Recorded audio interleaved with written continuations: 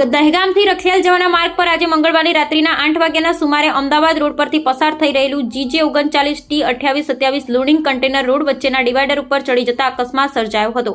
દહેગામથી રખિયાલ જવાના માર્ગ ઉપર આજે દહેગામ નજીક પાલૈયા ગામ પાસે રસ્તાની વચ્ચે આવેલ ડિવાઈડર પર એક લોડિંગ કન્ટેનર ચડી ગયું અને એક બાજુ નમી પડ્યું। ધડાકા સાથે અથડાયેલા કન્ટેનરના અવાજથી રસ્તાની બાજુમાં શાક વેચતા લોકોએ નાસભાગ કરી હતી। અકસ્માત વખતે વાહન વ્યવહાર પણ વધુ હતો, તેમ છતાંય સદનસીબે કોઈ જાનહાનિ થઈ નહોતી।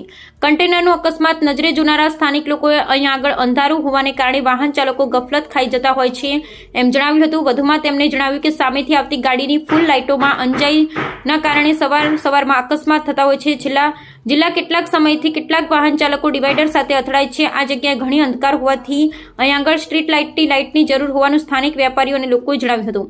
આ રોડ પર અવારનવાર નાના મોટા અકસ્માતો અંધારું હોવાને કારણે થઈ રહ્યા છે। આજે પણ આ કન્ટેનર ચાલક રોડ વચ્ચેનું ડિવાઈડર ન દેખાતા કન્ટેનર ડિવાઈડર